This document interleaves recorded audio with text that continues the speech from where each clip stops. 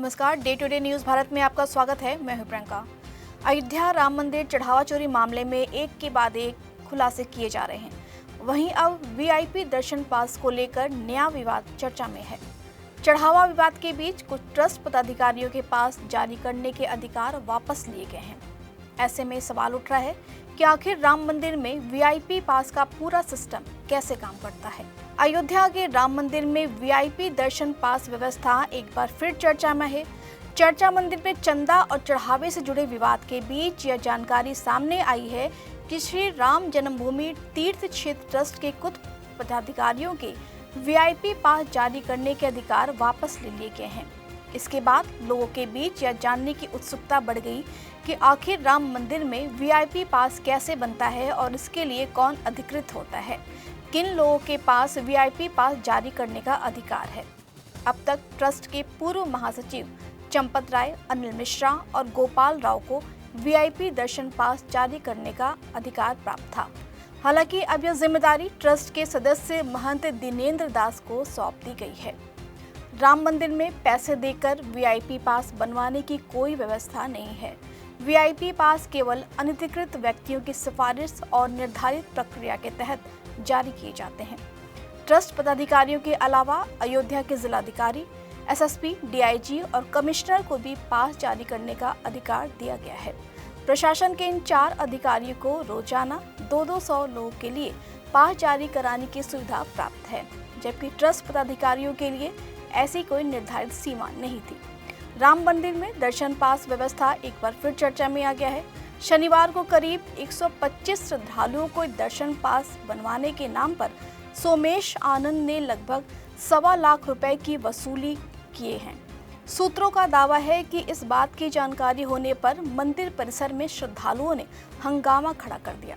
सूत्रों के मुताबिक हंगामे की सूचना मिलने पर ट्रस्ट से जुड़े गोपाल राव मौके पर पहुंचे और सोमेश आनंद को फटकार लगाते हुए स्थिति को शांत कराया। घटना से संबंधित गोपाल राव से जब बात किया गया तो उन्होंने कहा, ऐसा कोई मामला नहीं है, अब सच्चाई क्या है ये जांच में पता चलेगी। बताया जा रहा है कि सोमेश आनंद गोपाल राव के करीबी हैं। इन पर भी कई आरोप लगे थे, लेकिन ट्रस्ट द्वारा दी गई तहरीर में सोमेश को बचाने का भी ट्रस्ट पर आरोप है। दर्शन पास व्यवस्था को लेकर पहले भी सवाल उठते रहे हैं। ऐसे में यदि इस मामले के आरोप सही साबित होते हैं तो यह व्यवस्था की पारदर्शिता और निगरानी पर भी गंभीर सवाल खड़े कर सकता है। श्री राम जन्मभूमि तीर्थ क्षेत्र ट्रस्ट में प्रशासनिक व्यवस्था को और मजबूत करने की दिशा में महत्वपूर्ण कदम उठाए गए हैं। ट्रस्ट में सीईओ की नियुक्ति के लिए गठित 3 सदस्यीय समिति ने पात्रता के मानक तय कर दिए हैं। अभ्यर्थी 18 जुलाई तक आवेदन कर सकेंगे। वहीं अगली ट्रस्ट बैठक में मंदिर के लिए 100 पुजारियों की भर्ती के प्रस्ताव पर भी निर्णय होने की संभावना है। श्री राम मंदिर में सीईओ की नियुक्ति को लेकर चयन प्रक्रिया की समिति की ओर से बताया गया है कि सीईओ ऐसा रिटायर्ड आईएएस या उसके समक्ष अधिकारी होगा जो कम से कम 20 साल सरकारी सेवा में रहा हो। इसके अलावा उसे किसी भी मंदिर के संचालन का अनुभव रहा हो। ये नियुक्ति 3 साल के लिए होगी। बाद में ट्रस्ट बोर्ड कार्यकाल बढ़ा भी सकता है। सीईओ को अयोध्या में ही रहना होगा। आवेदन ईमेल से ही स्वीकार किए जाएंगे। इसके लिए अलग ईमेल आईडी होगी जाएगी। वहीं राम मंदिर चंदा चोरी घोटाले में अब मंदिर निर्माण समिति के अध्यक्ष निपेंद्र मिश्रा का बड़ा बयान आया है। उन्होंने इस पूरे मामले को एक शर्मनाक कलंक बताते हुए साफ कहा है कि इस घटना से जुड़े हर व्यक्ति को बेहद अपमानित महसूस हो रहा है। अध्यक्ष निपेंद्र मिश्रा ने क्या कुछ कहा, आइए सुनते हैं। मैं उसको पूरी तरीके से चढ़ावा चोरी अपने में आप जानते हैं। हमारे कोषाध्यक्ष महोदय जो स्वामी गोविंद देव गिरी जी हैं, उन्होंने भी आप सभी से वार्ता की और बताया कि यह अपने में एक तरीके का कलंक है। एक तरीके से राम मंदिर में यह घटना घट गई, इसका हम सभी को एक खेद ही नहीं, एक तरीके से हम सभी उससे छोटापन महसूस कर रहे हैं। तो यह व्यवस्था का एक प्रश्न है।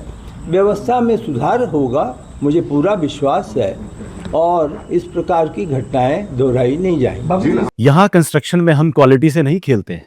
यहाँ पे कंस्ट्रक्शन फील्ड से नहीं प्रिसीजन से हो रही है। तो genesis Heights project RERA approved है, SBI अप्रूव्ड है, कंस्ट्रक्शन फुल स्विंग पे है।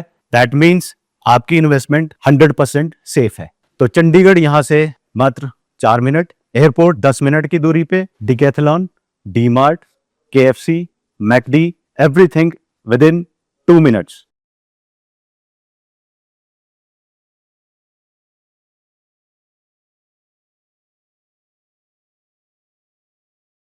इस खबर पर आपको कोई प्रतिक्रिया देनी है तो आप हमारे कमेंट बॉक्स सेक्शन में अपनी प्रतिक्रिया दे सकते हैं। हमारा चैनल आपके साथ वादा करता है निष्पक्षता के साथ पत्रकारिता करेंगे। हमारे चैनल का कोई भी पत्रकार ना किसी से कोई तोहफा लेगा, ना ही कोई इश्तिहार लेगा और ना ही किसी को ब्लैकमेल करेगा। इसी के साथ हमारे चैनल का मकसद होगा लोकतंत्र के चौथे स्तंभ को मजबूत करना। इस तरह की नई और ताज़ी खबरों को देखने के लिए जुड़े रहें day to day news Bharat के साथ। हमारे चैनल को लाइक, शेयर और सब्सक्राइब करना ना भूलें। धन्यवाद।